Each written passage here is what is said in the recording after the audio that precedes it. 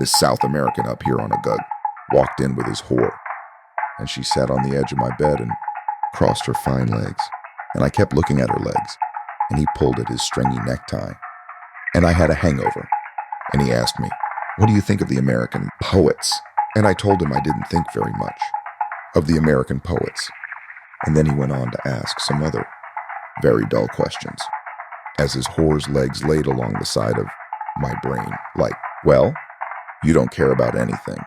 But if you were teaching a class and one of those students asked you which American poets they should read, what would you tell them?" She crossed her legs as I watched, and I thought, I could knock him out with one punch, rape her in 4 minutes, catch a train for LA, get off in Arizona, and walk off into the desert. And I couldn't tell him that I would never teach a class. That, along with not liking American poetry, that I didn't like American classes either, or the job that they would expect me to do. So I said, Whitman, T.S. Eliot, D.H. Lawrence's poems about reptiles and beasts, Auden. And then I realized that Whitman was the only true American, that Eliot was not an American somehow, and the others certainly not, and he knew it too. He knew that I had fucked up, but I made no apologies and thought some more about rape. I almost loved the woman, but I knew that when she walked out, that I would never see her again.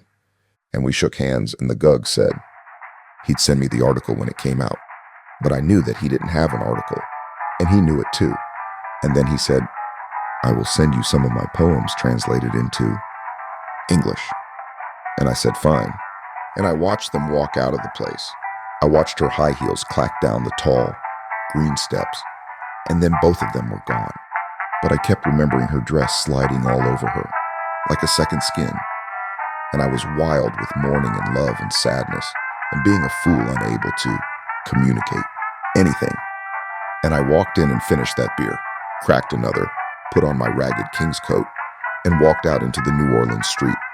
And that very night, I sat with my friends and acted vile and the ass, much mouth and villainy and cruelness, and they never knew why.